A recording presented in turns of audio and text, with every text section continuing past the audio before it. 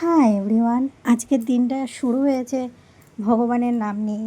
তো তোমাদেরকেও ভাবলাম একটু ভগবানের দর্শন করিয়ে দিই। এটা আমার বাড়ির বাবা লোকনাথ। আজকের দিনটা ছিল শ্রাবণ মাসের প্রথম সোমবার।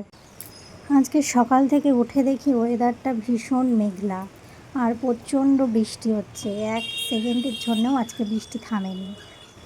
তারপরে আজকে আবার বাবার দিন, মানে শ্রাবণ মাসের প্রথম সোমবার। তো এই কারণেই হয়তো আজকে আমার ভীষণ ফ্রেশও লাগছিল। তো সকালবেলায় উঠেই চলে গেলাম রান্নাঘরে। এবার রান্নাঘরে আমি কিন্তু সকালেই স্নান করে নিই, স্নান করেই চলে গেছিলাম। তো সেখানে গিয়ে বাপি আর আমার জন্য চা বানিয়ে নিলাম। চা খাওয়ার পর ভাবলাম ব্রেকফাস্টে কী করা যাক। একটু আলু কেটে নিচ্ছিলাম, কারণ আলুর তরকারি করব আর তার সাথে করব রুটি।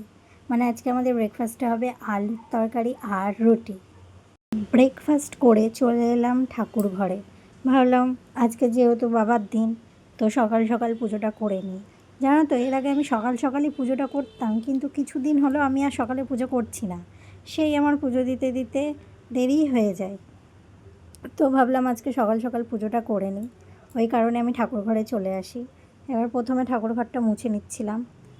তো আজকের এই দিনটার জন্য একটা কথা আমার মনে পড়ে গেল, যে এই দিনটা মানে শ্রাবণ মাসের প্রথম সোমবারটা আমি আর আমার বান্ধবী, মানে আমার একজন বান্ধবী ছিল, তো আমরা দুজন মিলেই কিন্তু এই জিনিসটা আমরা ধরেছিলাম যে আমরা শ্রাবণ মাসের প্রথম দিন আর শ্রাবণ মাসের শেষ দিন আমরা জল ঢালবো, তাও মন্দিরে গিয়ে। কিন্তু এবার আমার হবে না। ওই কারণেই ভাবলাম যে বাড়িতেই জলটা ঢেলে নিই।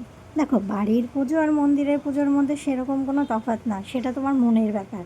তুমি যদি বাড়িতেও ভক্তি ভরে পুজো করো, দেখবে সেই পুজোটাও ঠাকুরের চরণে ঠিকই যাবে। তো জানো তো, এই পুজো দিতে গিয়ে আমার একটা জিনিস মনে পড়ে গেল। আমার কাছে তো ভোলেনাথের পুজো করার জন্য যেই সামগ্রীগুলো লাগে সেগুলো আমার কাছে কিছুই ছিল না। তার মধ্যে ধরো দই, দুধ, এগুলো আমার কাছে ছিলই না। তার মধ্যে আবার ফুলও আমার কাছে ছিল না। ওই যে বললাম সকাল থেকে ওয়েদারটা প্রচণ্ড খারাপ, ওই কারণে আমি আর আমার বরকে বাজারে যেতে বলিনি। তো আমি ছাদে চলে গেছিলাম দেখার জন্য যে আমার ছাদ বাগানে কী ফুল ফুটেছে। একটাই ফুলের গাছ আছে, সেরকম ফুলের গাছ আমার ছাদ বাগানে নেই। তো 12 মাসি ফুল কয়েকটা ফুটেছিল, সেগুলো নিয়ে আমি আবার চলে আসি। এই যে এই কটা ফুল পেয়ে গেছিলাম। তো আমার কাছে না বেলপাতাও ছিল না। তো মন খারাপ না করে ভাবলাম ভগবানকে তুমি যা দিবে সেটাই ভগবান নিবে।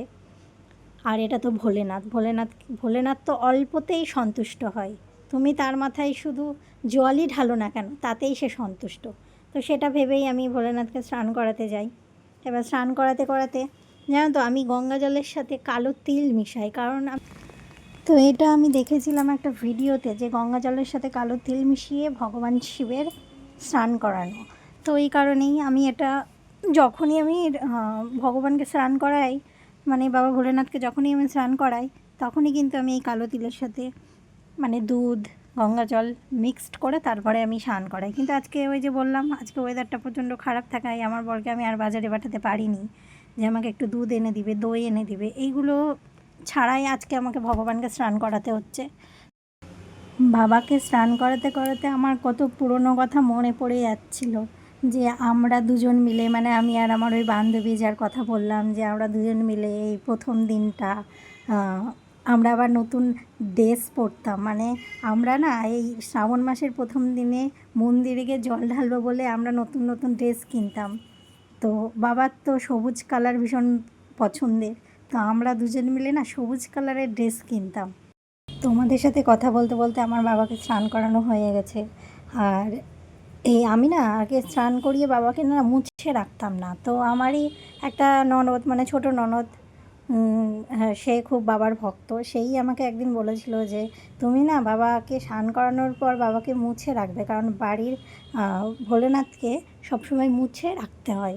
তো তার কথা মতোই আমি ওই কথাটাই মাথায় রেখে বাবাকে এখন যখনই আমি স্নান করাই মুছে রাখি। আর বাবা যেহেতু আমি বললাম যে সবুজ কালার ভীষণ পছন্দের, তাই ভাবলাম আজকে সবুজ কাপড় দিয়ে জায়গাটা সুন্দর করে সাজাই। একটা জিনিস তোমরা লক্ষ্য করো, এই যে বাবার সবুজ কালার ফেভারেট বললাম, মানে ভীষণ পছন্দের, তো আজকে না আমিও সবুজ কালারের নাইটি পরেই বাবাকে পুজো দিচ্ছি। তো যাই হোক, এই ব্যাপারটা আমি এই ভিডিও করতে করতে লক্ষ্য করলাম, তাই তোমাদের সাথে শেয়ার করলাম।